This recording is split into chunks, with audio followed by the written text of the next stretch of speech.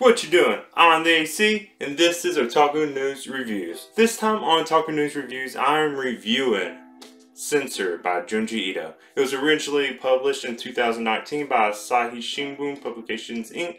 and then Viz released it in English on August 17th, 2021. Now, like most other Junji Ito releases, it's hardcover, but like most of them, this one actually has a sleeve. Only a few have it, so it's pretty cool to have.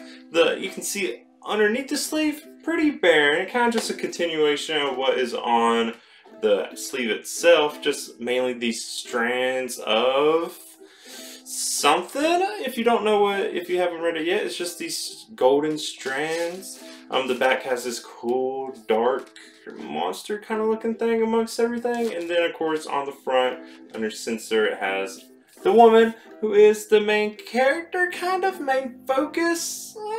We'll get to that in a bit. Now, the inside of the sleeve is really cool. It has the most color to it. You see pretty much most of the characters that play a part in the story in it.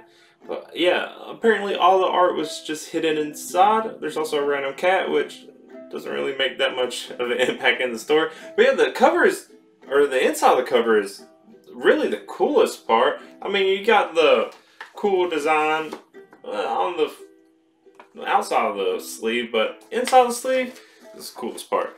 Now, for a more spoiler-free kind of review of this is, of course, has all the standard Junji Ito. There's some creepy illustrations, a lot of death in weird ways, kind of.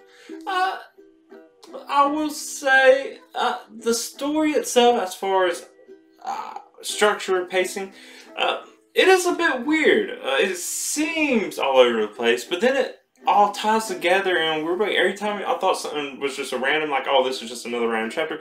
Kind of like what we would see when he puts short stories together into one story. Kind of like Love Sickness with the Beautiful Boy at the Crossroads. Those seem like just random chapters that all kind of were in the same story. That's almost what this seems like, but then it always tie together to actually make one coherent story. It's weird. We're seeing more of these releases from Junji Ito that are just these one-volume releases, kind of just like Ramina. I mean, he serialized other stories too, like Uzumaki and Gyo. But yeah, we're seeing more of this lately, and I'm really liking it. It has a different feel. But you read enough of his short stories, enough of the other collected works, you can see how everything ties together and how everything works. And it's kind of that sweet in-between of something longer like Uzumaki, which seemed, I don't know, very thought out and very well structured. And then these short stories, and these kind of collected short stories in the same story, this is somewhere in between that.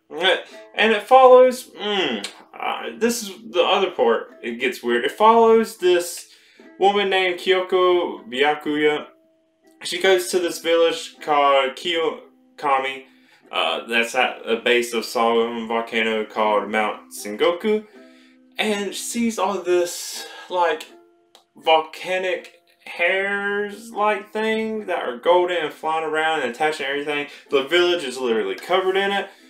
The people kind of worship it because there was like some missionary that was hiding in the village, spreading Christianity, but Christianity's outlawed, and then they protected him, but then he ended up getting thrown in a volcano, and then when he got thrown in a volcano, his golden hair became this amagami, and it started to attach to people and everything, and now everyone worships Miguel the missionary and this amagami more than they actually worship Christianity, which is another weird thing that kind of plays in this.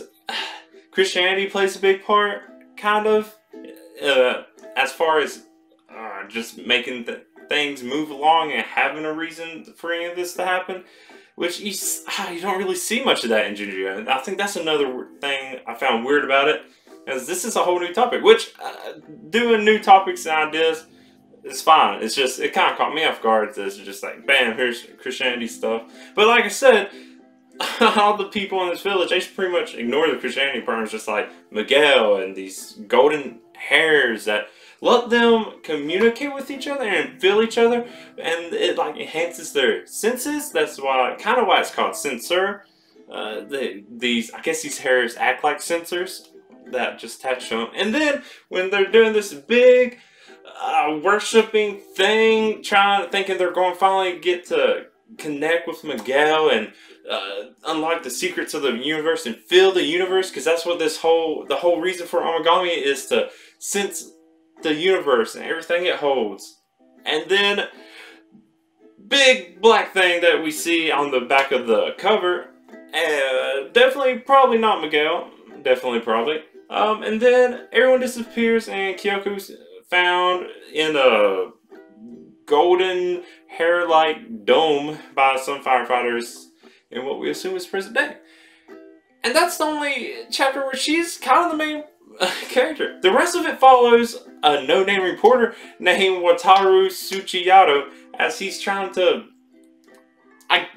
do a report on Kyoko. He kind of just stumbles upon her accidentally, on purpose. I don't know. I think he was looking for her, and then he stumbles upon her, and then he becomes obsessed with her.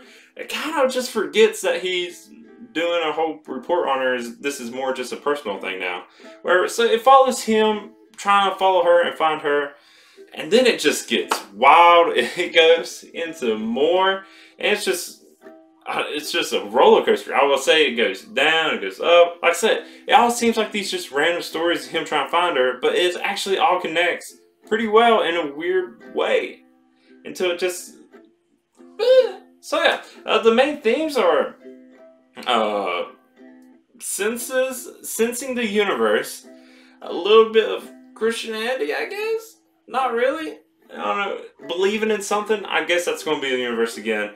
And then there's this play of light versus darkness. We get the gold hair, which is kind of the light, and then the darkness is the big thing that everyone thought was going to be Miguel, but it turns out to be something completely different. Yeah, it's a wild thing, but if you want to actually know what makes it so wild, you should read it, because now I'm going to actually get into the spoilers part, because there's a whole lot I want to talk about. Okay, so let's talk about stuff in more detail, but where to even begin, for real? Let's start with talking more about Kyokami Village. So, as we get more in the story, it turns out the village Kyoko went to was apparently wiped out by Mount Sengoku's eruption 60 years ago, as far as we can tell. And there's some time stuff in here too that is making it weird. And then, I think by the end of the story, it's been 2 years. And then there's a whole nother time jump where they go back in time. Like I said, it's a whole lot of wild mindedness. So I guess I'll just go chapter by chapter. That seems to be the easiest. So when Wataru first shows up, chasing after Kyoko, or about to start chasing after Kyoko, it wasn't very clear. I feel like he went there on purpose, but it also kind of just seemed like he was looking for something to report on and just didn't expect to run into Kyoko. But not only does he run into Kyoko, he runs into Kageru Ito, who is the leader of the Indigo Shadow, who uses this Akashic Records, which is like a library of the universe where he can tell where everything's documented and can tell anything that's happening.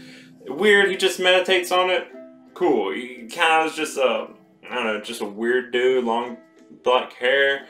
I don't know. But yeah, and then they capture Kyoko. I think going to use her just to get even more in touch and tap into the universe's secrets. But then, of course, Kyoko and Wataru escape, and it seems like everybody there was going to be dead. Okay, then we move on. Wataru loses track of Kyoko pretty much right away. Trying to find more into her, researching people, ask some of the medics, firefighters, people who found her. He is eventually led to Dr. Kurodera, whose son brought her, Kyoko, there after first being found, and was doing some hypnotic therapy on her to try to unlock her secrets. And I guess Dr. Kurodera just left his son to do all this before, and he apparently was part of Kyokami Village before it was destroyed, but left for some reason. It doesn't really, I don't remember I don't really think it says why he left. Everyone else seemed to be like so connected. and really just worship being there. And it doesn't really give a reason why he leaves. Maybe he just had a message. Maybe he had a reason. Maybe the Amagami made him leave for some special reason. But anyways, his son's doing this hypnotic therapy on Kyoko. It gets a little weird. He starts describing the things about Kyoko and sensing her. And it almost just makes it seem like he was molesting her while she was in this, like, hypnotic state. And it's like, oh no. And I think even his dad starts thinking, it's like, what was he doing? And then it actually shows him kind of doing it to himself. So it may have been, he may have literally just been laying next to her, also hypnotizing himself to try to feel what Kyoko was feeling. But doing this apparently helped him also get more in touch, sense the universe more. So much so that, of course, with the beautiful artwork of Junji Ito, just gets real weird with his eyes and internal sensors. Which, call back to Uzumaki, the little spiral parts in his ears coming out, his eyes coming out, his nose sensors, I don't know, I think it was his hair, tongue, all that stuff just swelling on his body, and then he turns into all kind of neuron stuff and flies off into the rest of the universe, and his dad's just like, fuck. Yeah, and then he goes on from there. And he's just telling all this to Wataru, and I think he just accepts it. And then, not only that, Wataru is having these dreams too, kind of like he was in a hypnotic state. It only really shows it at the end of that chapter, though. Now, moving on to the next chapter. It shows him having dreams now of Kyoko at some cliff. He ends up at a place called Bishagaru. And it shows Kyoko's there, standing at the edge of the cliff. Turns out the cliff is famous for people committing suicide. And she's eventually not stopped, but assisted, kind of stopped, potentially stopped from jumping off by a woman named Ryu Kurata, who works at some tea house with some other man who I don't know was ever named or not. I tried looking for his name, I might have missed it, but it never says his name. And apparently the two of them have this tea house there, and they kind of just wait and try to stop people from committing suicide. Really noble thing to do. Really cool. And except for there's these weird bugs, weird big bugs that people say they hate even more than cockroaches. And they keep wanting to jump underneath people's feet, which was a very obvious thing where this was leading to. But Rie tells Kyoko the story about how her boyfriend committed suicide right in front of her by jumping from a train. Then she accidentally steps on a bug, and turns out it might be her boyfriend. Yeah, all these bugs seem to be the spirits or the manifestation of all these people that committed suicide. Wataru finally shows up. The guy does the same thing Rie did to Kyoko. Child pulls him in. Wataru tells the guy he's looking for Kyoko, but before they can even do anything, Kyoko lures all these bugs away, jumps off the cliff with all the bugs disappear, she disappears, and Wataru can't find her anymore. Okay, and then this is where it gets weird, and it seems to just go random and completely off track. I don't know. He can't find Kyoko anymore, not really having any dreams, but instead he had dreams of a past stalker from 5 years ago named Beniko Yamaoka, and for some reason she's popping up again. He doesn't know why, and then she starts sending him letters, pretty much knowing everything he's doing. And while he's walking around one day, somebody goes and hits a traffic mirror, which I didn't know were real things. It made complete sense. And bends it. He thinks he's trying to hit him. He's paranoid. But then he drives off, hits another one right down the street. And then it turns out everyone starts breaking these mirrors because they think somebody's watching them. And then Wataru eventually realizes this guy was hitting the poles on purpose to try to bend them in certain ways. Also, there was another explosion where more Amagami, but this time black, was floating around, and he realizes they were getting onto these mirrors, and then the people hitting them, so they bent perfectly so people could watch through these mirrors to watch people. It was a weird. I don't know if that science works, but with the magic of Amagami, I guess it does. And then after Wataru realizes this, he goes back to Dr. Kurodera. And it was a trap because his stalker's there, a whole bunch of weird people are there, including the person hitting the poles. And circling all back around so it actually makes sense, Kagero Ito, the leader of the Indigo Shadow, is back again, and this time all bandaged up because he got really burnt. Yeah, it all ties together.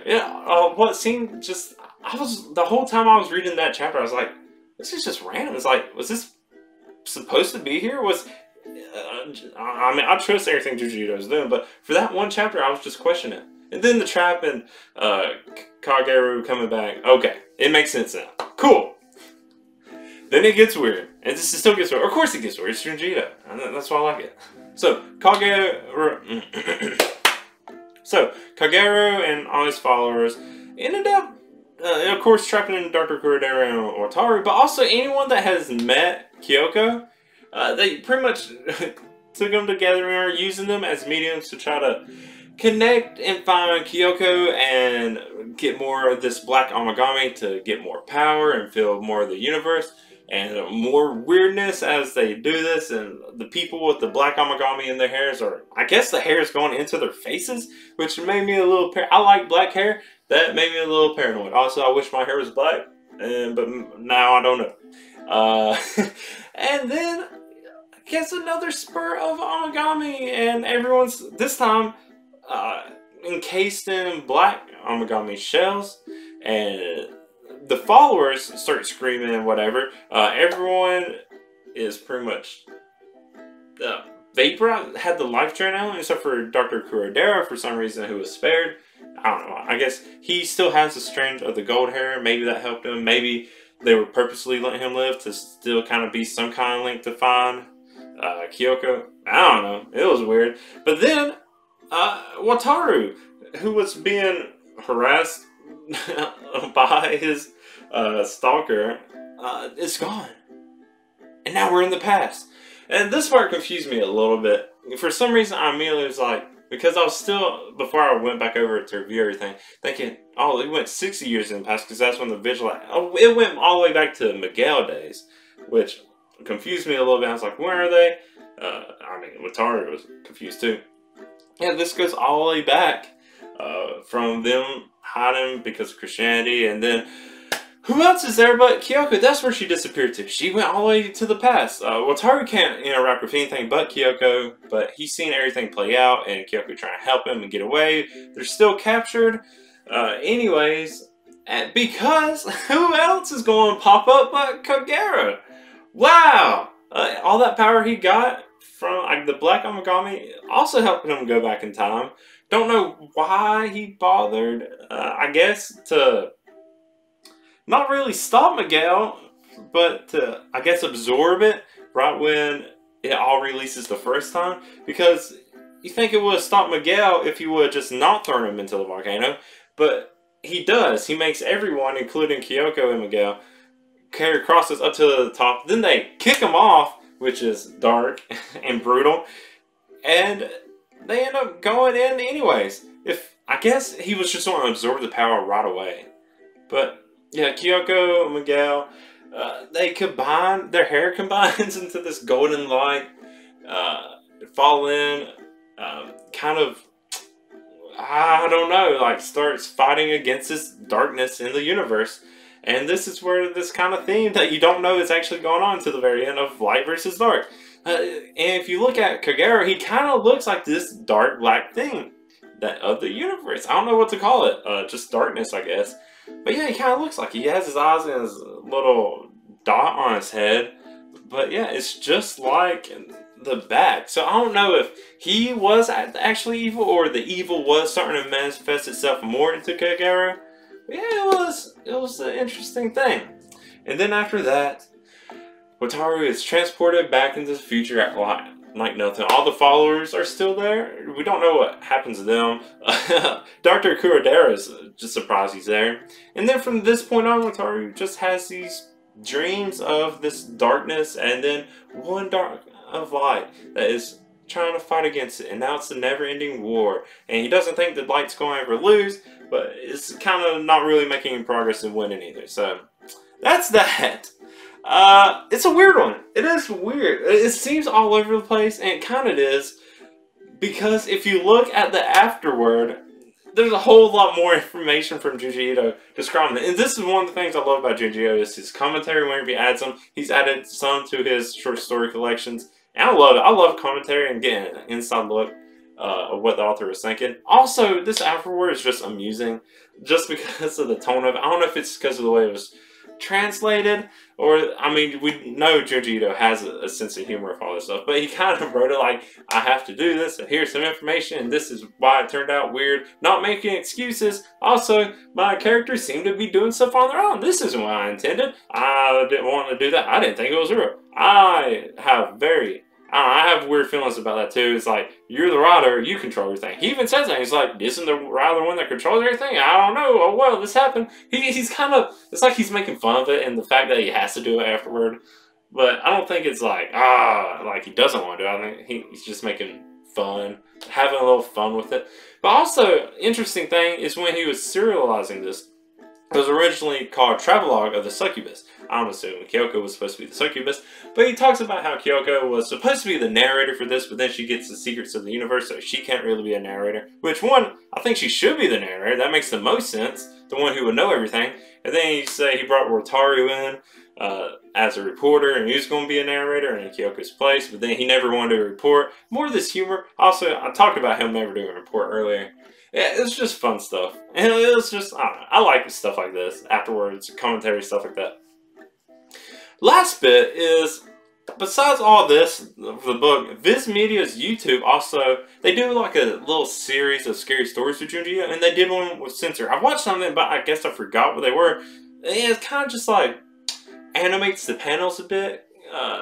It's still just the panels, and they kind of like fill in the words and the bubbles and put some music, and it's a nice ambiance with all of it, and it's really cool. They did it for the most of the first chapter for this one. So if you're curious about this, you want to see more than just me talking about it, you can find it on Viz Media's YouTube. Really cool. I would be fine with seeing the entire book like this. It's a really neat thing. I really liked it. I wish I could see more of this. And there's only a handful. I think like 9. He did it with a few different stories, but they're all really cool, so you can check that out. But yeah, that is it for, I guess what I gotta say for Censor. It's a wild one. It's completely enjoyable. It's going to catch you off guard. Of course, I mean, if you read it, you already know what I'm talking about. If you haven't read it and you're at this point, I pretty much told you everything that happened. It's just, I don't know. I just wanted to talk about kind of how everything made me feel a bit. It's not ridiculous, but it is kind of like, huh, you're doing that. I mean, it's typical Junji Ito, the art, the story, the weirdness, but the creepiness in the art and the story. Maybe not as creepy, per se, but it's not as scary either. But Junji Ito has a lot of these, like, psychological stuff. He has creepy stuff. He has kind of mysterious stuff in it. So he has a range. He's not just horror, only horror. So this is another one of the just weird ones of his. I really liked it.